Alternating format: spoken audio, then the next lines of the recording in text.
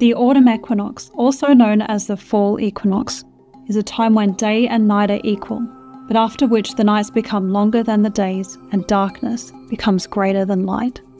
It was celebrated by ancient peoples for thousands of years, and more than 1 billion people still celebrate it as part of their traditions in places like India, Iran, Central Asia, Europe, and the Americas, making it one of the most celebrated religious times of year. Some of the most enigmatic and advanced ancient sites in the world align to the autumn equinox, including the Great Pyramids of Egypt, statues on Easter Island, the Palace of Knossos in Crete, and the Pyramid of the Feathered Serpent in Mexico. While many think the ancient celebration of the autumn equinox was simply to do with agriculture, in this video I'll discuss how this time of year actually held a profound spiritual significance for ancient peoples, which still has meaning and relevance for us now. I'll explore the spiritual meaning of the fall equinox by discussing the sites and traditions connected to it from across the world. In doing so, I'll also show how these sites and the beliefs of their builders are related to one another and were the legacy of a worldwide religion we call the ancient religion of the sun. Everything I discuss is found in more detail in the books my husband Mark and I have written, particularly Ancient Solstice, which is based on material we first published between 2011 and 2013. The autumn equinox reveals the important part that darkness plays in life and creation.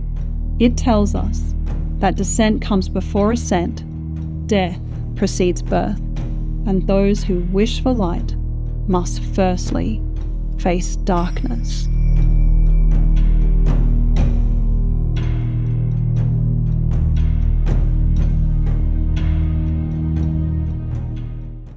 The fall equinox generally occurs on the 22nd or 23rd of September in the Northern Hemisphere and between the 19th to the 21st of March in the Southern Hemisphere.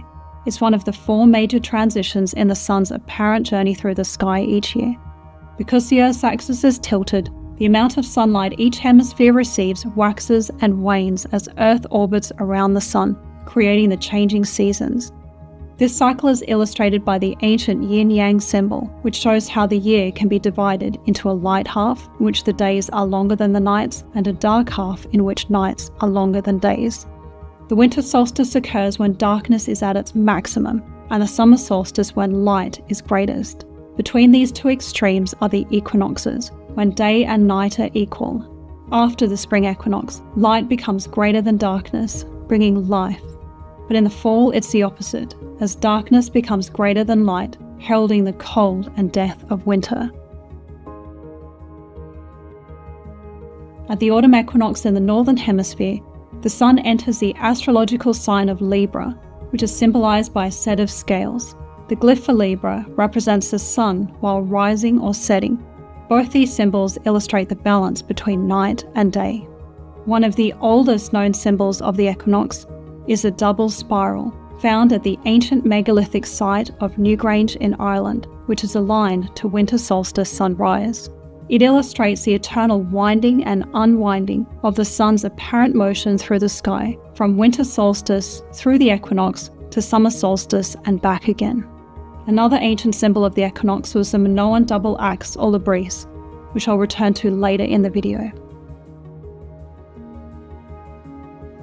Many ancient people realized that creation and all of its cycles are imbued with spiritual principles, and thus saw the sun's annual journey as having a spiritual meaning. As a source of greatest light, the sun was used as a symbol of higher consciousness, and its path through the solstices and equinoxes, its journey from darkness to light. This knowledge formed part of an ancient religion of the sun that was practiced by a lost global civilization, which built some of the most incredible megalithic sites in the world and gave rise to many ancient traditions that still celebrate the solstices and equinoxes today. I pieced together the surviving history of this religion in my book, The Ancient Religion of the Sun. The sun, as a symbol of higher consciousness, was personified as a sun god in ancient religions and mystery schools. It was believed that at a certain stage of spiritual development, someone could reunite with their higher being or self, which was called the Ark in ancient Egypt, the Fravashi in Zoroastrianism, and Atman in Hinduism. The sun god went through a heroic journey in their life, which match the annual journey of the sun as it progressed from darkness to light, symbolizing the attainment of enlightenment and heaven. These sun gods have been referred to by scholars as dying and rising gods, and the structure of their quest as the hero's journey. The lives of these heroes generally followed a similar pattern, which they were conceived by the divine, died after undergoing great trials, descended into the underworld, resurrected, and then ascended to heaven. These key events often corresponded to the major transitions of the sun at the solstices and equinoxes. My husband and I call this journey the path of the spiritual sun. Many dying and resurrecting gods were depicted as descending into the underworld at the autumn equinox after being killed, as this is when the sun descends into the dark half of the year, symbolic of the earth, underworld, matter, body, tomb, subconscious, and womb. At the spring equinox, this god then triumphantly emerged from the underworld, like the sun, to resurrect and later ascend into the eternal spiritual realms of light at the summer solstice. This story holds a deeper spiritual relevance to the journey of the soul and its higher being, which is revealed in the traditions and sites of the autumn equinox. There are a number of traditional celebrations of the autumn equinox that survive from ancient times.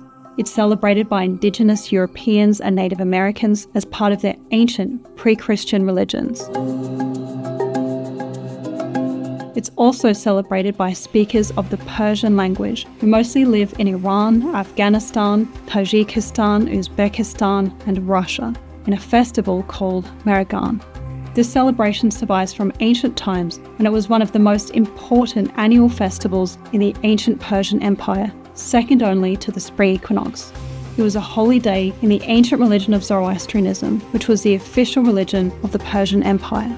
The festival honoured Mithra, the god of the sun and light, and commemorated the victory of the Iranian mythical hero Feriadun over the evil figure Zahak. Battle against evil is a recurring theme associated with the fall equinox, as we'll see. Mehragan is still celebrated by surviving Zoroastrians, but also by ethnic Tajiks who have since converted to Islam. The largest celebration held at the autumn equinox is the Hindu festival of Durga Puja in India, also known as Navaratri. It's celebrated by over 1 billion people annually. The festival lasts for 9 nights and 10 days, starting around the autumn equinox. It's dedicated to the spiritual mother of creation in her form as the warrior goddess Durga, making it the largest celebration of the goddess in the world. It commemorates Durga's defeat of the demon king Mahishasura. The story is profoundly symbolic. Durga is typically depicted as waging huge supernatural battles against legions of demons called asuras. The battleground is said to be our consciousness, and the demons symbolic of our vices, which I refer to as egos, like anger, greed, arrogance, and lust. Mahishasura, who was part man, part bull, is the embodiment of them all, as a culmination of all the evil we carry within. Durga represents a spiritual mother, the feminine aspect of one's higher being that has the power to destroy evil and free the soul from its grip. This war against the egos is most clearly portrayed in the depictions of the Hindu goddess Kali, who is an even more ferocious aspect of Durga. She wears a necklace made of the heads of demons she has decapitated. These heads represent the many manifestations of the ego she destroys in the person working to change. The meaning of Durga Puja is connected to the autumn equinox, which represents the descent into the darkness of one's own psyche to do battle with one's egos. This ancient practice is found in traditional folk songs that are sung as part of Durga Puja, in which the spiritual mother is asked to kill the evil enemies that torment someone from within, like anger, passion, and lust. The origin of Durga Puja traces back to one of the oldest Hindu epics, the Ramayana. It tells the story of the hero Rama's quest to rescue his wife Sita from the demon Ravana.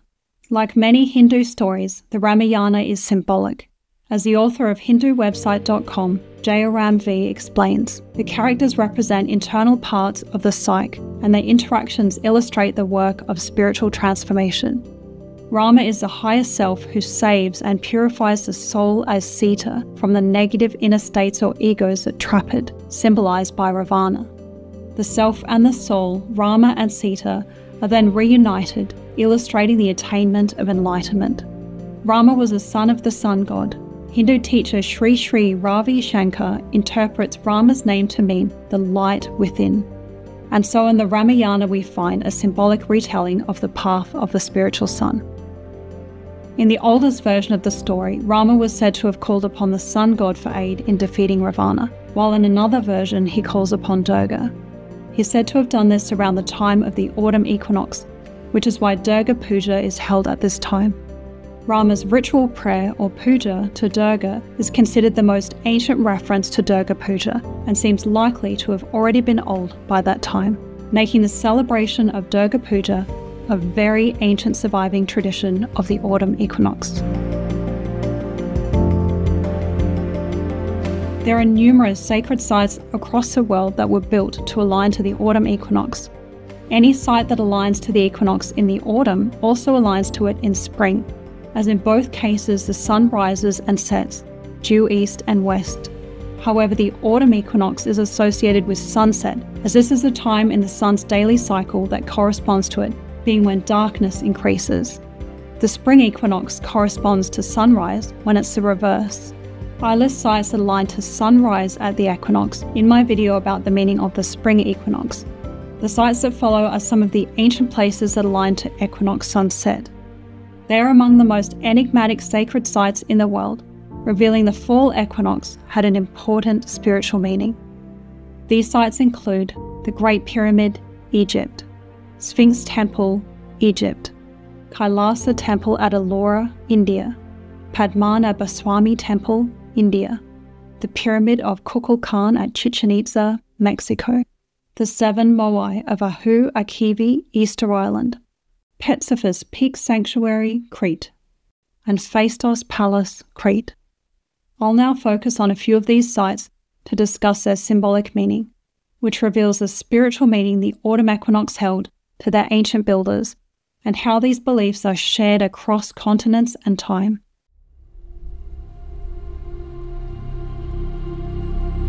We begin at the most famous ancient site in the world, the Great Pyramids of Egypt.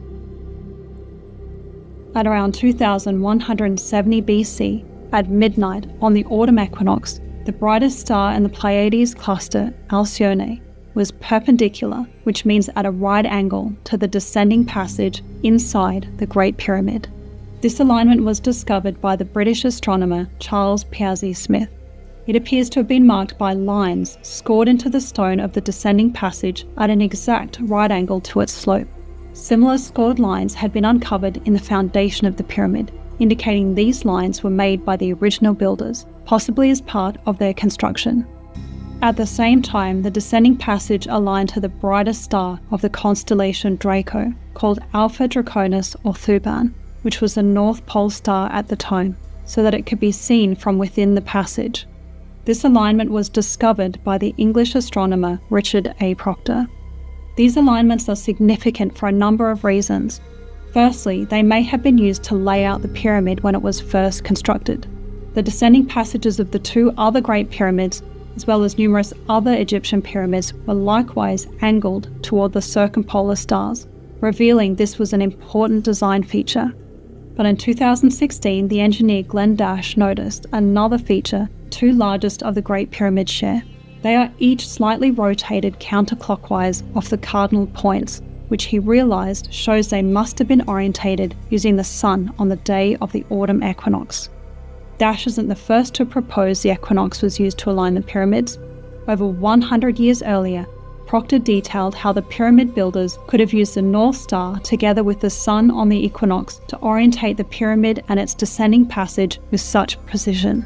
This would mean the alignment to the autumn equinox was intentional, and what's most relevant to our discussion here is that it also relates to the central theme of ancient Egyptian religion. At sunset, the sun god Ra was said to travel through the 12 hours of the night to reach rebirth at dawn in the east. Those who died were said to follow him on his journey to reach heaven. On a deeper level, however, Ra's journey was symbolic of the journey to enlightenment, which we call the path of the spiritual sun, with Ra representing the initiate who progressed along it in life. As the sun set in the west, Ra was depicted as being swallowed by the great spiritual mother goddess Nut, whose body stretched across the sky. Once inside, he descended into her dark womb, which is at the same time the underworld and the 12 hours of the night. Throughout his nocturnal journey, he encountered various obstacles and dangerous entities that he had to overcome to reach rebirth. These entities likely symbolized the negative inner states of the initiate, such as anger, greed, and lust, which are obstacles to enlightenment. Various gods helped Ra to defeat his enemies, including the spiritual mother herself, who was referred to as smashing the foreheads of the enemies of Ra.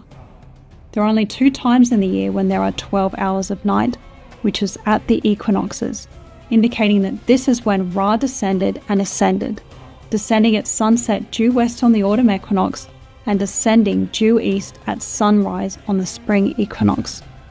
The greatest obstacle Ra had to confront was the giant serpent Apep, who personified evil and chaos, and whose titles include Enemy of Ra, Lord of Chaos, Eater of Souls, and Evil Dragon. I believe the Egyptians originally saw Apep in the constellation Draco, which appears to wrap around the center of the circle the celestial North Pole traces in its precessional cycle. The northern circumpolar stars were viewed in Egypt as the location of heaven, and so with its body wrapped around them, Draco was the guardian of heaven, making him the obstacle of all those who wished to attain it. It's likely the correlation between Apep and Draco was preserved in ancient Greece, where the constellation Draco was seen as a dragon or serpent.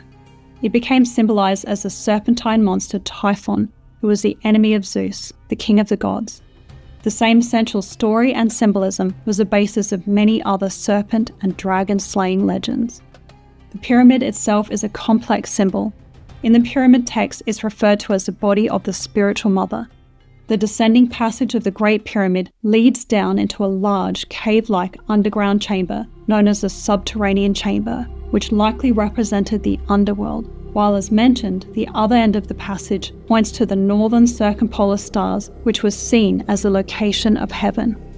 The descending passage of the Great Pyramid was therefore the passage through the body of the spiritual mother between hell and heaven, representing the path of the sun. Kings were sometimes depicted inclining on an angle similar to it, with their feet said to be in hell and their hands reaching into heaven as they spiritually rose from the earth into the sky, reborn like the sun god Ra.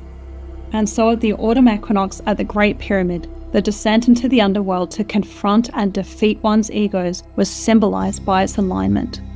However, the dating of this alignment is mysterious, as it occurs hundreds of years after mainstream Egyptology believes the Great Pyramid was built.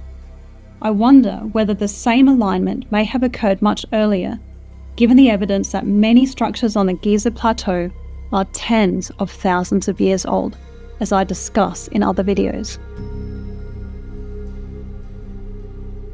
Not far from the Great Pyramid lies the Sphinx Temple, which is so named because it's located in front of the Great Sphinx. This whole temple is dedicated to the sun, especially at the equinoxes. The axis of the Sphinx Temple is orientated east-west so that it aligns with sunrise and sunset on the equinoxes, when the sun's light would have flooded its interior. Writing in 1970, the German Egyptologists Herbert Rieck and Siegfried Schott interpreted the symbolic meaning of the temple's layout. They believed that niches in the east and west walls of the temple were used for daily rituals at sunrise and sunset. Each niche had 2 pillars in front of it, making the arms and legs of the spiritual mother goddess Nut, whose body was seen as stretching across the sky from east to west, from one side of the temple to the other.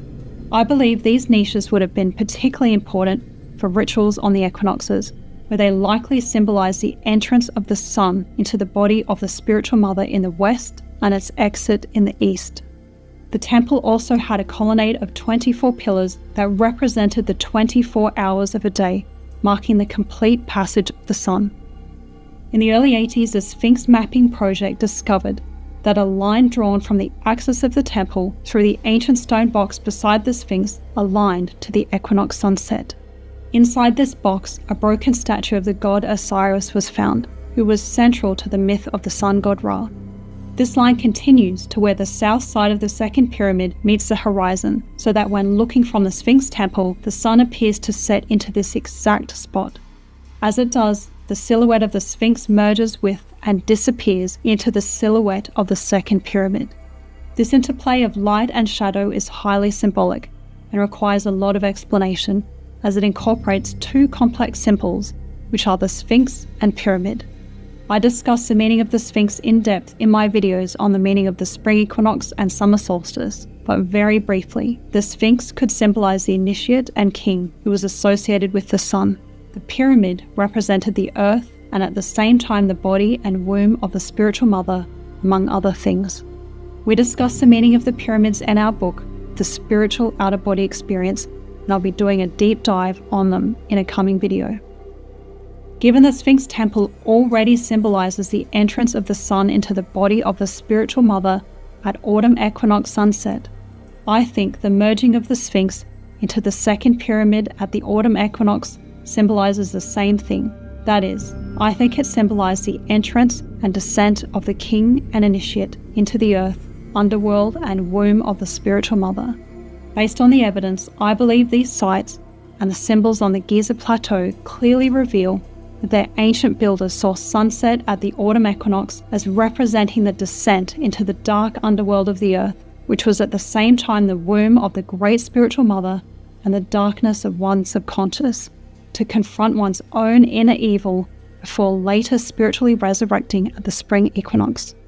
There are profoundly symbolic alignments to all the solstices and equinoxes at the site of the Great Pyramids, and I recommend watching the 3 other in-depth videos I've made about these times of year if you'd like to learn more about them.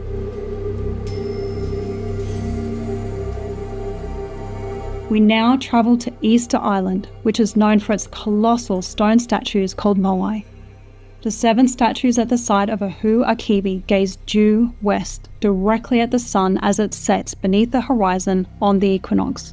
The archaeoastronomer Edmundo Edwards and astronomer Juan Antonio Belmonte discovered that during the 14th and 15th centuries AD, the autumn equinox sunset coincided with the heliacal setting of the Orion constellation, meaning that Orion appeared to set in the same location as the sun soon after sunset, with its central belt star directly in line with the central statue. Although not as precise, this alignment is still perceptible today.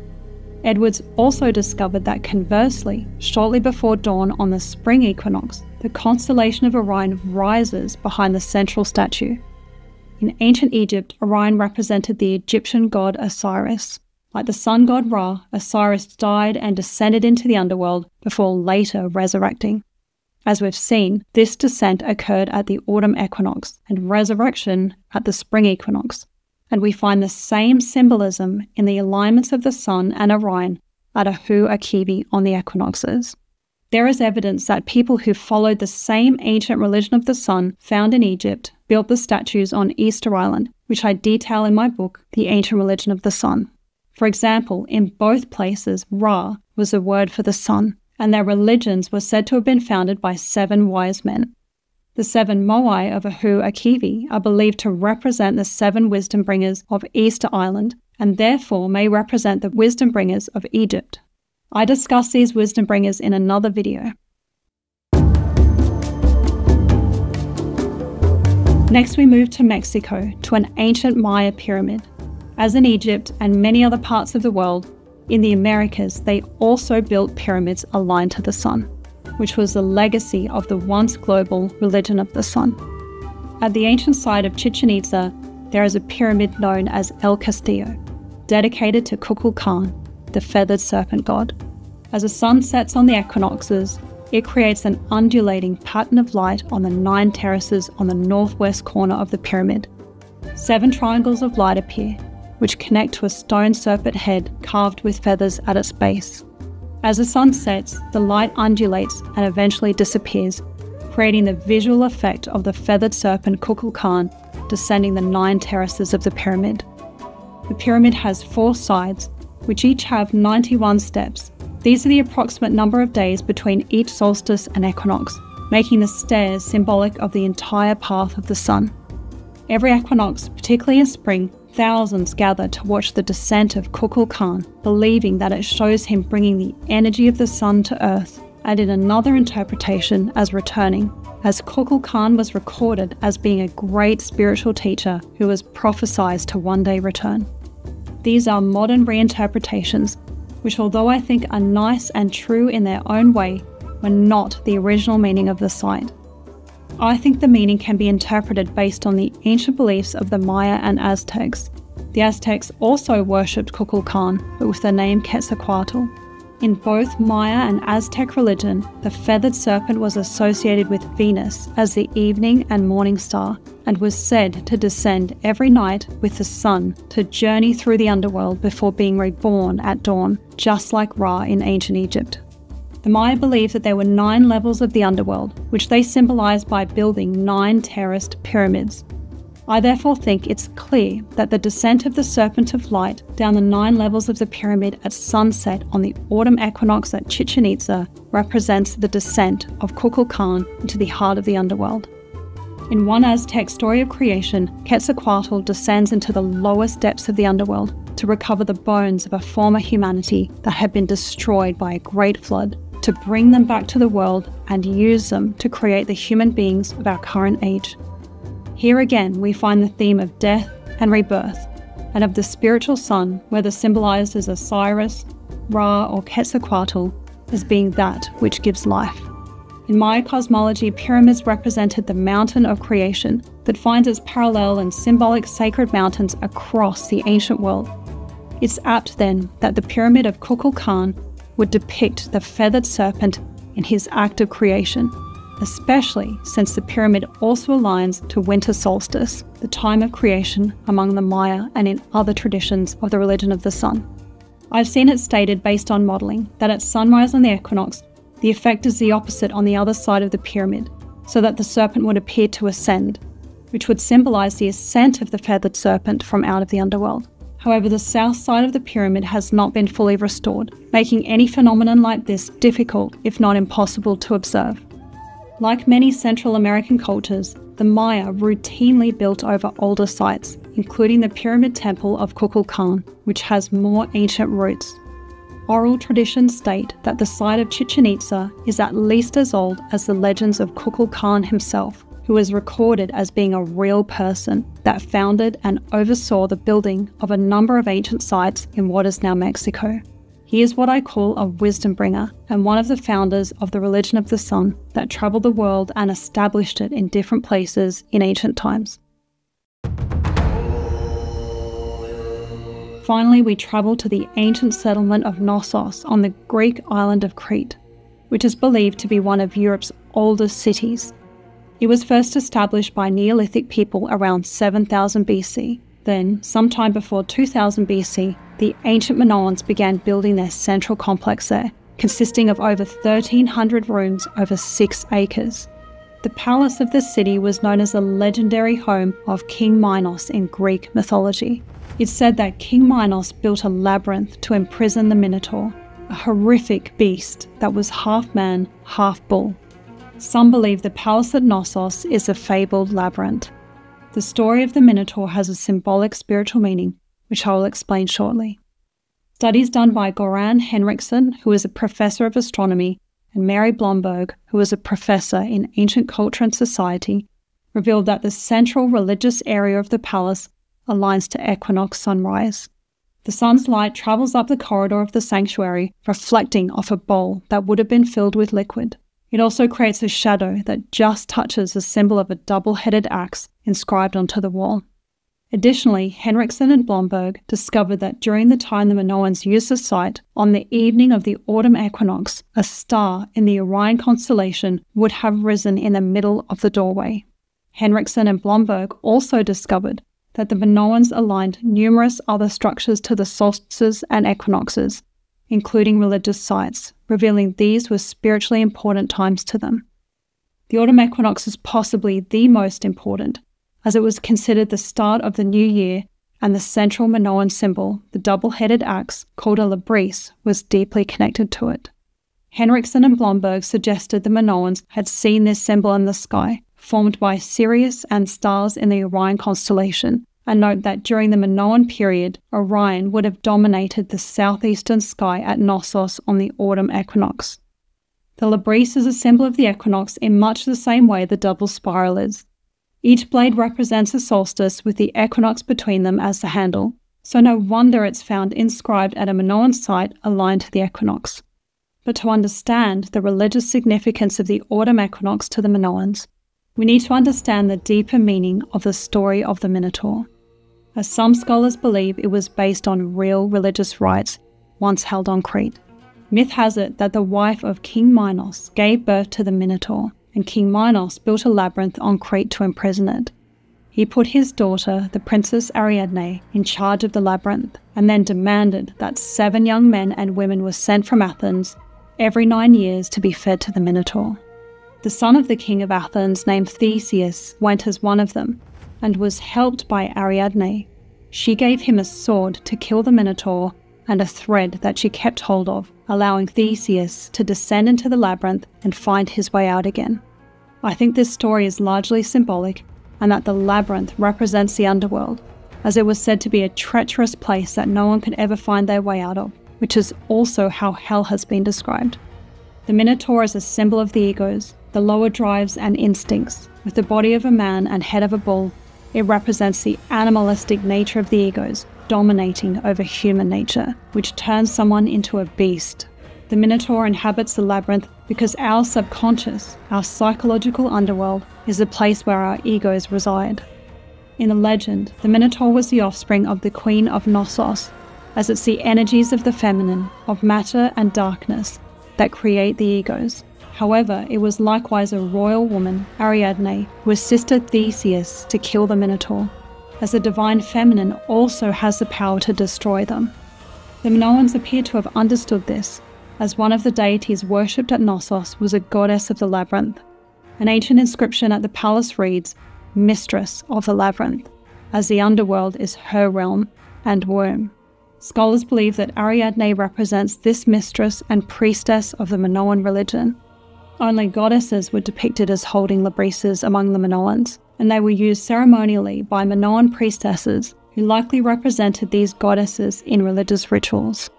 I believe the myth of the Minotaur derives from Minoan initiatory rites conducted at Knossos, particularly on the autumn equinox, in which a priestess would have led the initiate through a series of trials that symbolized their battle with the egos.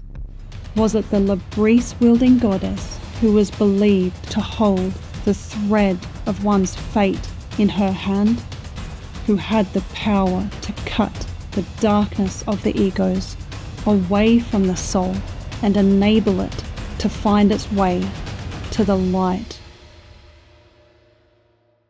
Similar rites were practiced in Greece around the autumn equinox.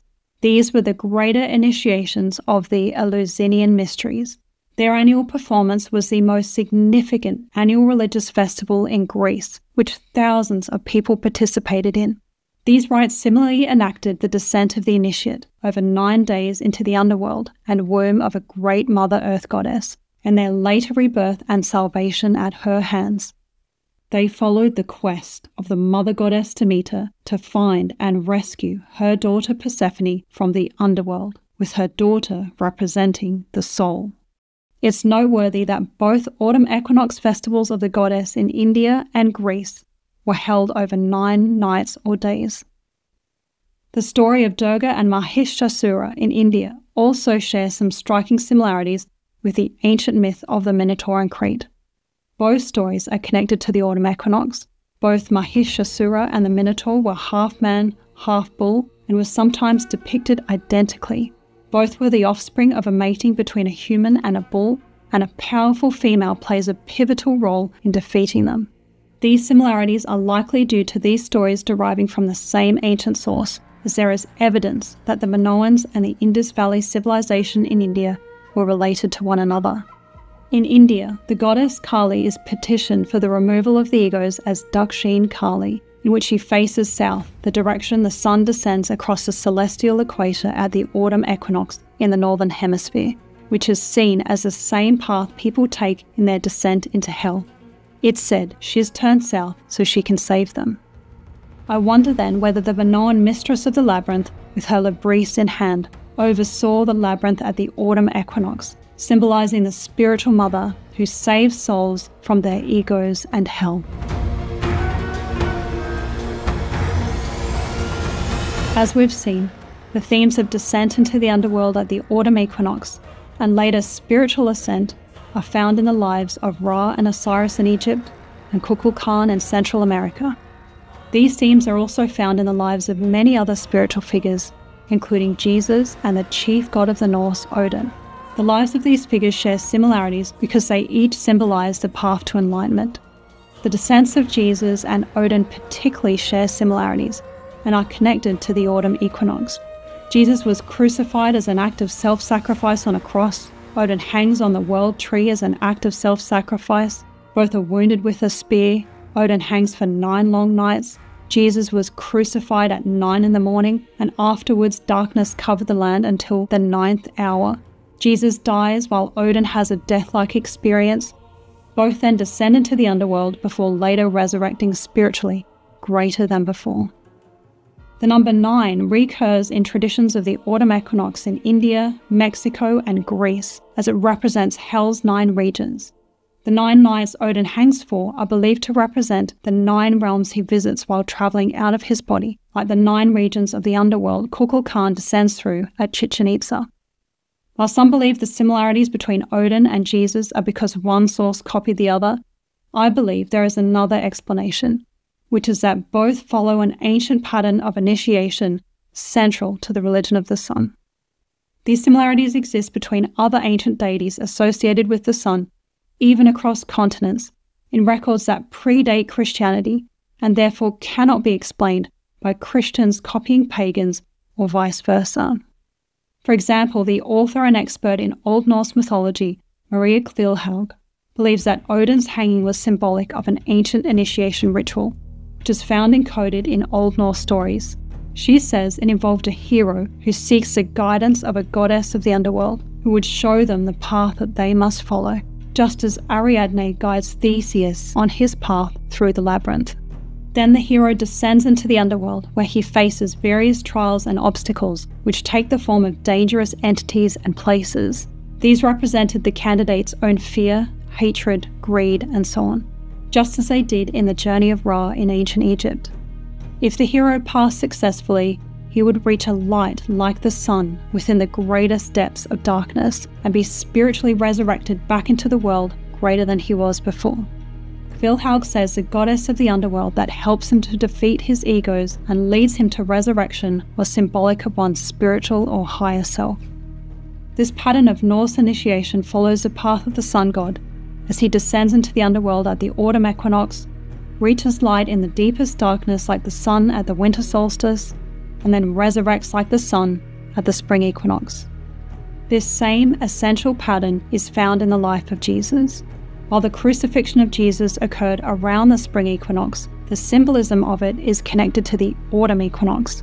The sun descending across the celestial equator at the autumn equinox creates a cross which the sun is symbolically crucified on.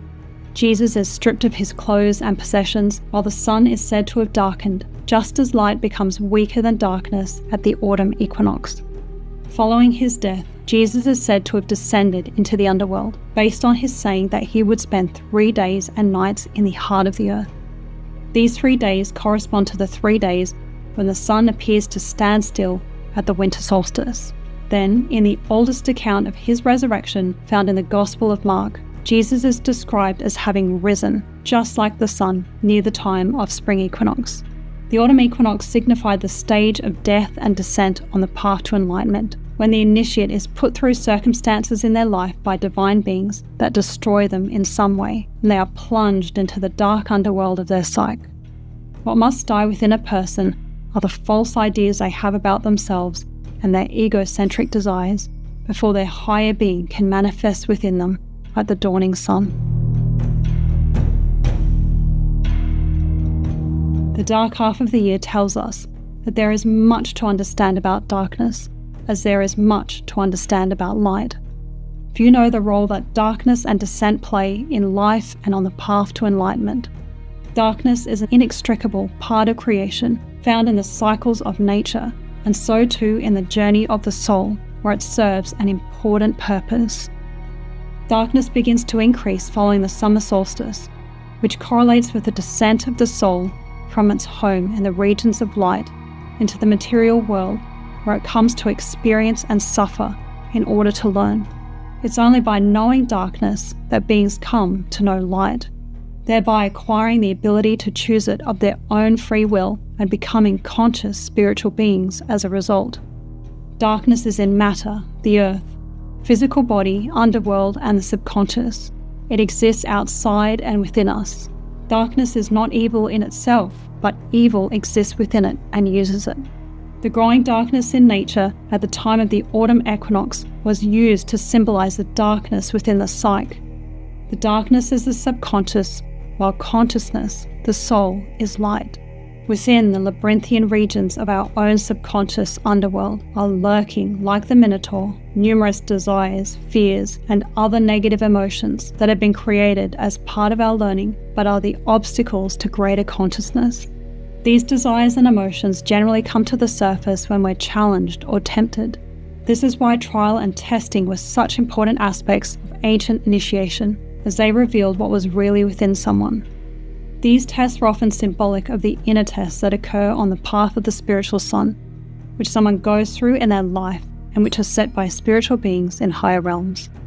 Ancient sites and stories of the autumn equinox tell us that to reach light, we must first come to know and overcome our inner darkness. This understanding is found in sayings attributed to Jesus in Gnostic texts that claim to preserve his secret teachings and were excluded from the Bible. The ancient sites and traditions of the autumn equinox reveal there was an ancient lineage of knowledge that preserved an understanding of the profound purpose of darkness. In these ancient traditions is the spiritual mother, the higher feminine part of one's consciousness that comes to one's aid, symbolized by Nut of ancient Egypt, Ariadne of Crete, Durga and Kali of India, Freya of the Norse, Demeter of Greece, and many other goddesses. The earth and underworld was seen as her womb, which the sun appeared to enter at the beginning of the dark half of the year. This half of the year was associated with the feminine half of duality, like the dark half of the Chinese yin-yang symbol. In traditions of the ancient religion of the sun, like those found in Egypt and India, the feminine was one half of the creator who had an essential role. In Hinduism, she creates form and the world of matter we as consciousness enter in order to self-realize, known as Maya. Through darkness, she provides consciousness with the necessary opposition for it to grow, having at the same time the power to free us from it. That's why a goddess features in so many traditions of the autumn equinox. The principle of the autumn equinox is at work throughout all life and creation. It occurs whenever we descend into the darkness of our own psyche, with all its turbulent and negative emotions due to difficulties of all kinds. As illustrated in the lives of Ra, Rama, Odin, Jesus, and Osiris, the challenge is to fight our way out of them, to reach the light within, so that through the darkness we are spiritually transformed and come out with more wisdom and goodness than we had before, a goodness that is not just an intellectual idea, but is part of the very fabric of our soul. For those aspiring to enlightenment, darkness is a key part of the path of the spiritual sun. Today, the autumn equinox can still be celebrated as it was in ancient times, with an understanding of its deeper meaning. It serves as a reminder that as hard as they are, dark times have a purpose in nature, in life, and in developing our inner light.